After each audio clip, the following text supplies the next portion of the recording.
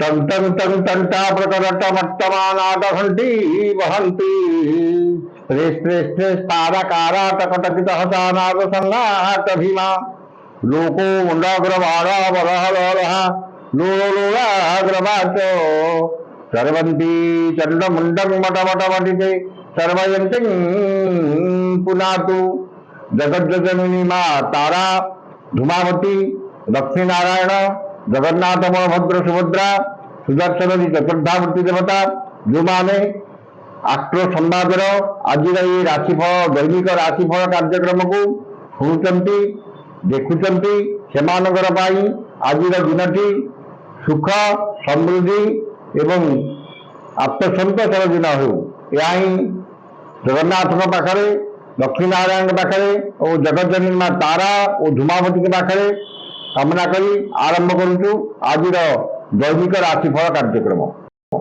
आज जुलाई 4 तारीख आषाढ़ मास कृष्णपक्ष त्रयोदशी गत चतुर्दशी गुरुवार त्रयोदशी 5टा सकाळ 5टा 55 पर्यंत एवं यहाँ चतुर्दशी तिथि भोग हो।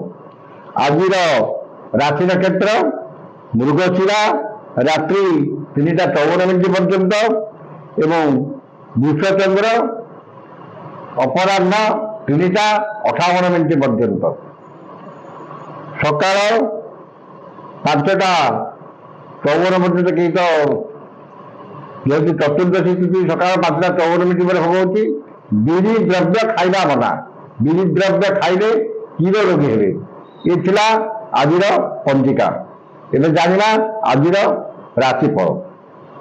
मेष अपराह्न 3टा 58 पर्यंत द्वितीय चंद्र एवं पर तृतीय चंद्र 2टा 58 पर्यंत धन क्षति धन को नहीं विवाद आर्थिक ठकामी एवं मारी मुकदमा पड़ पारती अन्य ठारे आनिथिबा धन फेराइबार असमर्थ हेबे एवं अन्य को देइथिबा धन पाइबारे विफल हेबे। वाणिज्य व्यवसाय परिवहन रे क्षति देखा देव कर्म रे विफलता और अଯଥା विलंब परिलक्षित हेब। या तृतीय चंद्र गुरुवार देवु एवं मंगलकर क्षेत्र भोग होतिबारु समस्त स्थिति रे आकस्मिक परिवर्तन घटिब। वाणिज्य व्यवसाय रे उत्तम आय कर्म रे सफलता सम्मान एवं समस्त कर्म रे आपणकर कार्यदक्षता प्रकाश पाइब। जो मानकर पुस्तिका मेष से माने सतर्कता अवलंबन करेंगे। शुभ रंग लाल संख्या 11 आराधना प्रभु हनुमान। वृष राशि अपराह्न 3टा 58 पर्यंत श्री चंद्र हेतु से समय पर्यंत स्वजन परिजन बंधु बांधव सहकर्मी सहयोगींकर सफलता पाई सहयोग पाइबे एवं सेमानक सहित संपर्क निबिड़ हेब। वाणिज्य व्यवसाय आय मध्यम एवं कर्म परिश्रम तुलन में अधिक सफलता मिल।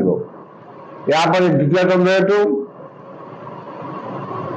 आर्थिक क्षति आर्थिक ठकामी एवं मूल्यवान पदार्थ नष्ट किंवा हजि जाए। वाणिज्य व्यवसाय क्षति परिवहन में बाधा विघ्न वाणिज्य व्यवसाय क्षति एवं परिवहन व्यवसाय अधिक क्षति पहुंचब।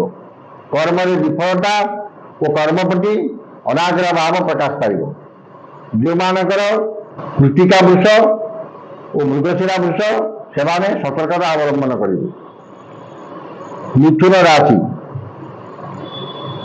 द्वादश चंद्र और श्री चंद्र उभय भोग होतिबारु खर्च अपेक्षा संचय अधिक आग्रह रहिब आयर किछि अंश संचय विनियोग करेंगे। वाणिज्य व्यवसाय और परिवहन में आय अपेक्षा व्यय बहुत कम रहिब अधिक आयर किछि अंश संचय विनियोग करेंगे। स्वजन परिजन बंधु बांधव ସହକର୍ମୀ ସହଯୋଗ ସହାୟତା ମିଳିବ ଏବଂ ସମସ୍ତଙ୍କର ଶ୍ରଦ୍ଧାର ପାତ୍ର ହେବେ। କର୍ମରେ ସଫଳତା, ସହକର୍ମୀଙ୍କ ସହଯୋଗ ଏବଂ ଉଚ୍ଚ ପଦବୀ ପ୍ରାପ୍ତ ହେବ। ଯେଉଁମାନଙ୍କର ଆଦ୍ରା ମିଥୁନ ସେମାନେ ସଫଳତା ପାଇବେ। କର୍କଟ ରାଶି,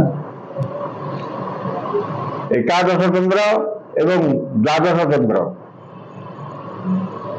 ଅପବ୍ୟୟ, ଅପବାଦ ଓ ଅପଦେଶରେ ମୁକ୍ତ ହେବେ ଏବଂ ଅଯଥା ଖର୍ଚ୍ଚ, ବଦ ଖର୍ଚ୍ଚ ଓ ପରିବାରର ଖର୍ଚ୍ଚ ଭାର କମ୍ ରହିବ ଏବଂ ସଞ୍ଚୟ ଭାର ବୃଦ୍ଧି ପାଇବ। ମନରୁ ଦୁଶ୍ଚିନ୍ତା, ଦୁର୍ଭାବନା ଓ ହତୋତ୍ସାହ ଭାବ ଅପସରି ଯିବ ଏବଂ ମନ ସୁସ୍ଥ ରହିବ।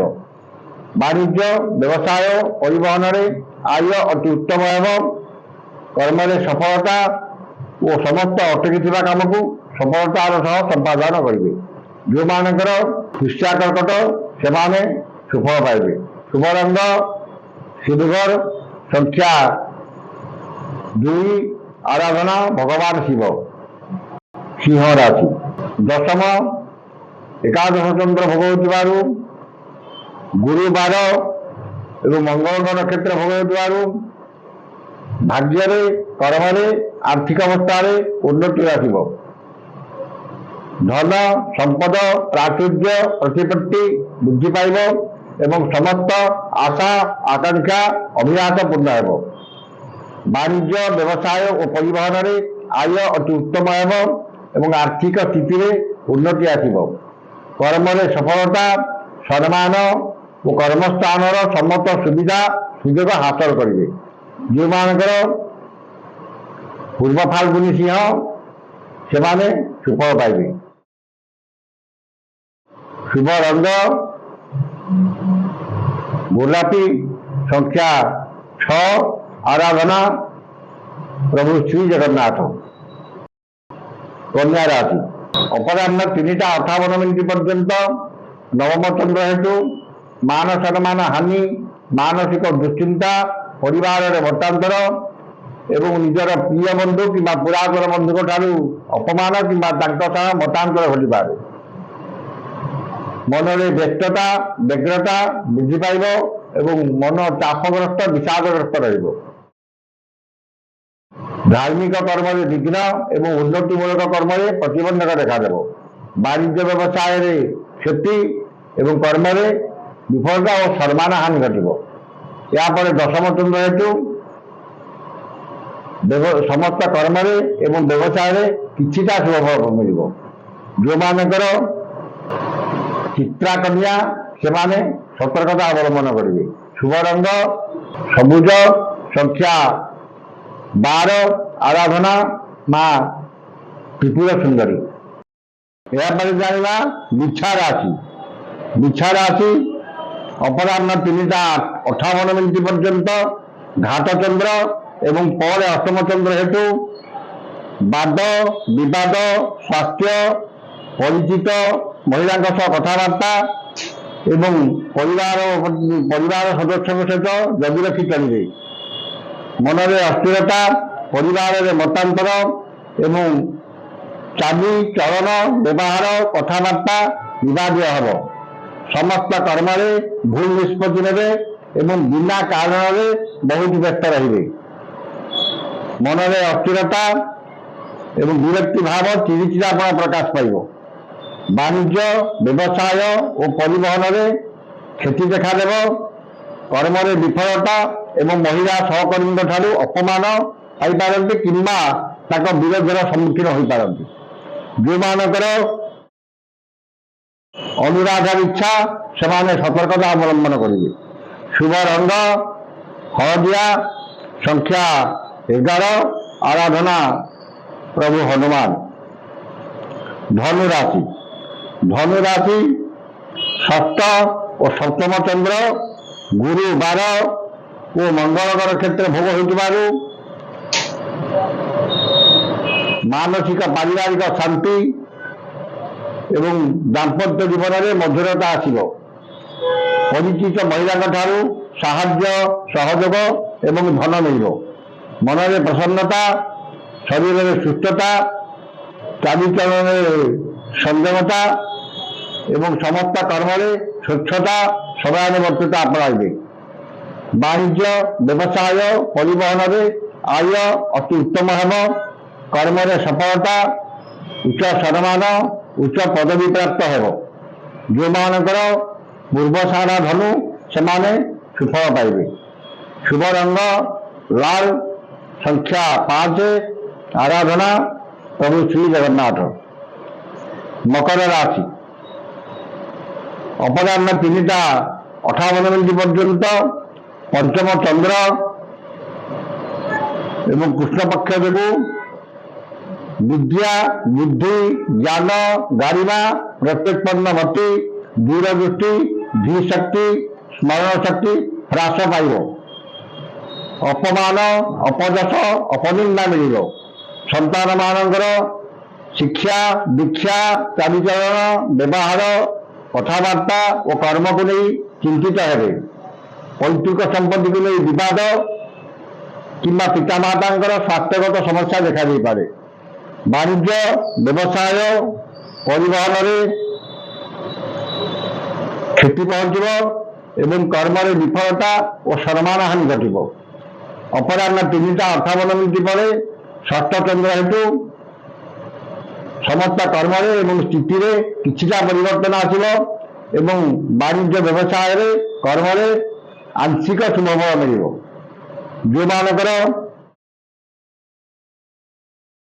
ଶ୍ରବଣ ମକର ସେମାନେ ସତର୍କତା ହେବେ ଏବଂ ଅପରାହ୍ନ 3ଟା 58 ପର୍ଯ୍ୟନ୍ତ ଯେଉଁମାନଙ୍କର ଧନିଷ୍ଠା ମକର ସେମାନେ ସତର୍କତା ଅବଲମ୍ବନ କରିବେ। କୁମ୍ଭ ରାଶି ଚତୁର୍ଥ ଚନ୍ଦ୍ର ଘାତ 12 ଏବଂ କୃଷ୍ଣପକ୍ଷ ଯୋଗୁଁ ଗୁରୁଜନଙ୍କ କୃପା, କ୍ଷମତାଶାଳୀ ବ୍ୟକ୍ତିଙ୍କ ସହାୟତା ଏବଂ ରାଜନୈତିକ ବ୍ୟକ୍ତିଙ୍କ ଶୁଭଦୃଷ୍ଟିରେ ରହିବେ। ସ୍ୱଜନ, ପରିଜନ, ବନ୍ଧୁ ବାନ୍ଧବ, ସହକର୍ମୀ, ସହଯୋଗୀ ଓ ପଡ଼ୋଶୀଙ୍କ ସହ ସୁସମ୍ପର୍କ ଏବଂ ତାଙ୍କଠାରୁ ସାହାଯ୍ୟ ସହଯୋଗ ମିଳିବ। ଆର୍ଥିକ ସ୍ଥିତିରେ ଉନ୍ନତି ଏବଂ ବ୍ୟବସାୟର ଉନ୍ନତି ପରିଲକ୍ଷିତ ହେବ। ନୂତନ ପରିବହନ ବ୍ୟବସାୟର ସୁଯୋଗ ଜୁଟିବ ଏବଂ ବାଣିଜ୍ୟ ବ୍ୟବସାୟ ପରିବହନରେ ଆୟ ଅତି ଉତ୍ତମ ହେବ। କର୍ମରେ ସଫଳତା ଓ ପ୍ରମୋଶନ ମିଳିପାରେ। ଯେଉଁମାନଙ୍କର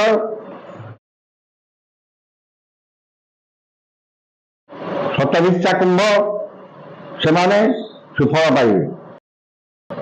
ଶେଷ ରାଶି ମୀନ ରାଶି ତୃତୀୟ ଚନ୍ଦ୍ର ଅପରାହ୍ନ 3ଟା 58 ପର୍ଯ୍ୟନ୍ତ ଏବଂ ପରେ ଚତୁର୍ଥ ଚନ୍ଦ୍ର ହେତୁ ଗୁରୁବାର ମଙ୍ଗଳଙ୍କ ନକ୍ଷତ୍ର ଯୋଗୁଁ ଅସମ୍ଭବକୁ ସମ୍ଭବ କରିବାରେ ସମର୍ଥ ହେବେ। ସମସ୍ତ ଆଶା ଆକାଂକ୍ଷା ଅଭିଳାଷ ପୂର୍ଣ୍ଣ ହେବ ଏବଂ ସମସ୍ତ ଇପ୍ସିତ ପଦାର୍ଥ ହାତ ପାହାନ୍ତରେ ଉପଲବ୍ଧ ହେବ। ଆକସ୍ମିକ ଧନ ଲାଭ, କୌଣସି ବିଶେଷ ସୂତ୍ରରୁ ଧନ ପ୍ରାପ୍ତି ଏବଂ ହୃତ ଧନ ଫେରି ପାଇବେ। ବାଣିଜ୍ୟ, ବ୍ୟବସାୟ, ପରିବହନରେ ଆୟ ଅତି ଉତ୍ତମ ହେବ ଏବଂ କର୍ମରେ ସଫଳତା, ଉଚ୍ଚ ସମ୍ମାନ, ଉଚ୍ଚ ପଦବୀ ଓ ପଦସ୍ଥ ଅଧିକାରୀଙ୍କର କୃପାଲାଭ କରିବେ। ଯେଉଁମାନଙ୍କର ପୂର୍ବଭାଦ୍ର ଓ ରେବତୀ ମୀନ ସେମାନେ ଉପକୃତ ହେବେ। ଶୁଭ ରଙ୍ଗ ଲାଲ, ସଂଖ୍ୟା 7, ଆରାଧନା ମା ତାରା। ଇଏ ଥିଲା ଆଜିର 12ଟି ରାଶିର ରାଶିଫଳ। ସମସ୍ତ ରାଶିର ବ୍ୟକ୍ତିମାନେ ଯେଉଁମାନଙ୍କର ଆଜି ଭଲ ଅଛି, ଯେଉଁମାନଙ୍କର ମଧ୍ୟ ଖରାପ ଅଛି, ଶୁଭଫଳ ପାଇବା ପାଇଁ ଉକ୍ତ ମନ୍ତ୍ରଟି ବା ଯେଉଁ ମନ୍ତ୍ରଟି ମୁଁ କହୁଛି ସେ ମନ୍ତ୍ରଟିକି ରୁଚିଲାଭି କରି ପାଠ କରନ୍ତୁ। ଯେଉଁମାନଙ୍କର ଖରାପ ଅଛି ସେମାନେ ଶୁଭଫଳ ପାଇବେ ଏବଂ ଯେଉଁମାନଙ୍କର ଭଲ ଅଛି ସେମାନେ ଆଉ କିଛି ଅଧିକା ଶୁଭଫଳ ପାଇବେ। ଏବଂ ଶ୍ରୀ ବୃହସ୍ପତି ମହାମନ୍ତ୍ରସ୍ୟ ଈଶ୍ୱର ଋଷି ଅନୁଷ୍ଠୁପ ଛନ୍ଦଃ ଅଦ୍ୟ ଦିବସ ଦିବସାଧିପତି ବୃହସ୍ପତି ଦେବତା ସୁପ୍ରୀତରେ ମନ୍ତ୍ର ଜପେ ବିଗ୍ରହ। ଏଉଠିକି ଥରେ ପଢ଼ିବେ।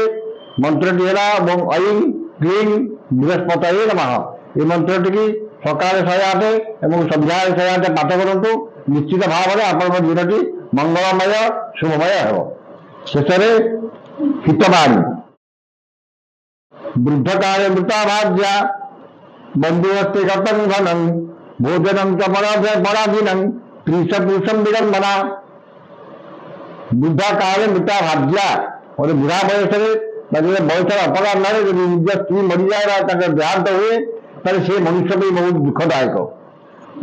ବନ୍ଧୁ ହସ୍ତେ ଗତଂ ଧନଂ, ଯଦି ବନ୍ଧୁକୁ କୌଣସି ଟଙ୍କା ଧାର ଦେଇଥିବେ ବା ଉଧାର ଦେଇଥିବେ ନା ତାକୁ ଆପଣ ମାଗିପାରିବେ ନା ସେ ଆପଣଙ୍କୁ ଫେରେଇଲେ ମଧ୍ୟ କିଛି କହିପାରିବେ। ଭୋଜନ ତ ପରାଧୀନଂ, ଯଦି ଆପଣ ନିଜ ସମର୍ଥ ବା ନିଜ ରୋଜଗାରରେ ନିଜ ଖାଇବା ପାଇଁ ନିଜେ ଭୋଜନ କରିପାରୁନାହାନ୍ତି ବା ନିଜେ ଖାଇବା ପାଇଁ ଯୋଗାଡ଼ କରିପାରୁନାହାନ୍ତି ଏବଂ ପରାଧୀନ ରହିଛନ୍ତି, ତାହେଲେ ଏ ତିନୋଟି ଜିନିଷ ପୁରୁଷ ଲୋକମାନଙ୍କ ପାଇଁ ଅତି ଦୁଃଖର କାରଣ। ଏଥିରୁ ବଞ୍ଚିତ ହେବା ସମସ୍ତଙ୍କର କର୍ତ୍ତବ୍ୟ। ଏହା କଲେ ଆପଣଙ୍କର ମଙ୍ଗଳ ଏବଂ ସମାଜର ମଙ୍ଗଳ ସାଧିତ ହେବ। ଆଜି ତ ସମୟ ଚାଲିଯାଇଛି, ଆସନ୍ତାକାଲି ଦେଖା ହେବ ଠିକ୍ ଏହି ସମୟରେ। ବିଦାୟ ଦିଅନ୍ତୁ। ଜୟ ଜଗନ୍ନାଥ।